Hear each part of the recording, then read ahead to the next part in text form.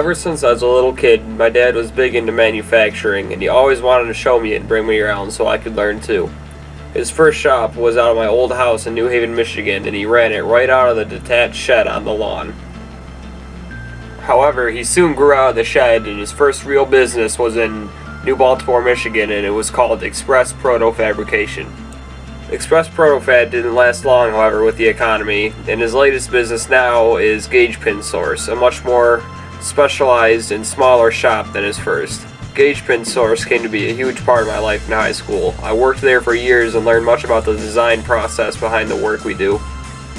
Having this shop is such a big influence on me, I soon took a liking to engineering and production. Gauge Pin Source was the very reason I chose my major here at Michigan State University, which is engineering. Here's a short display of the shop.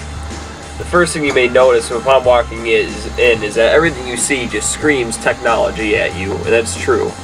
Technology has been changing here so fast that I, even being a young person, having a hard time keeping up with it.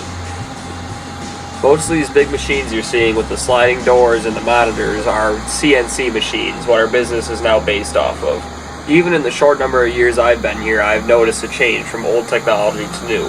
In the back of the shop there, you might have seen older machines such as bridge ports, welding tables, grinders, and lathes, which we still use, but nowhere near as much as we used to. To show just how much technology has changed in the way we do work, I'll show you a brief example of programming a part the old way and the new way. This old school G-coding, as it's called, what you see me doing here, is a long and tedious process for creating a program, but for the longest time it was the only way available. It requires the operator to stand at the machine and type out the program line by line. This machine in particular has two axes that it can move on, like an XY coordinate plane. However, for this machine, it's an X and a Z. If you can see, some of the coding I'm typing in are coordinates for the X and Z plane. Other things you see will tell a machine how fast to operate the spindle, how quickly or how carefully to move, and other things. As every single thing the machine does must be written in code, and it must be written perfectly, or else the code can be bad, parts can crash, and the machine can break. What we're going to see now is the program you just watched me code out actually do work. What we're going to do is we're going to take this plain steel cylinder here, flat on both sides, just a block of steel, and we're simply just going to clean up one side of it and put a hole right through the center of it. Very simple operation, yet you saw it was 3 pages and over a half hour worth of coding to write. So here it goes. We're going to take the part and put it in the machine here, and then it's cooling and oil spitting everywhere, so close the door. You can see here that it's underlined following the code I wrote. You'll watch the marker go down from line to line as it proceeds here. Yep. And soon enough here, M30 means the end of the program. We're going to have a nice new finished part coming out of the machine.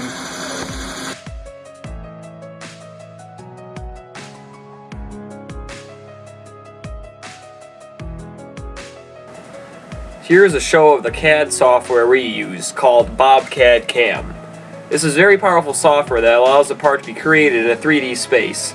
As you can see here, we have a very basic workpiece drawn out in the program already. I can add the solid to it, and now we can see the physical form of the piece. With this software, we can figure out almost anything we want to know about the part, such as the coordinates of a specific point. Another part of the software can even take the drawn image in the program, and from the computer it can code out a program used by the machine to cut the part. Here you can see how a machine interprets the program sent to it. In blue we see the machine drawing the part, and the red dashed lines around it are the paths that the tool will take to cut the correct figures into the piece. Seeing one of these new 3D programs in action is very much different from the old school programming. As you see here, hundreds of lines of coding are flying by per second. If you were to try and write that out by hand, it would take days. These very changes in how we did work and how we program parts are the exact reason that I decided I wanted to be an engineer. The changes in technology and how fast it came fascinated me, and I knew I wanted to get into the design process, and engineering was the perfect thing for that. Even if I didn't pursue engineering here at Michigan State because of the shop, I would still be at that shop now, working as a programmer who would have went through months of training to become fluent in G-coding and CAD and CAM software like I showed you. My dad offered to even pay for this training, and he would have placed me in his own shop making too much money for an 18-year-old, I could say. No matter which way I decided to go with my life after high school, my dad's machine shops were the sole influence that decided where I wound up.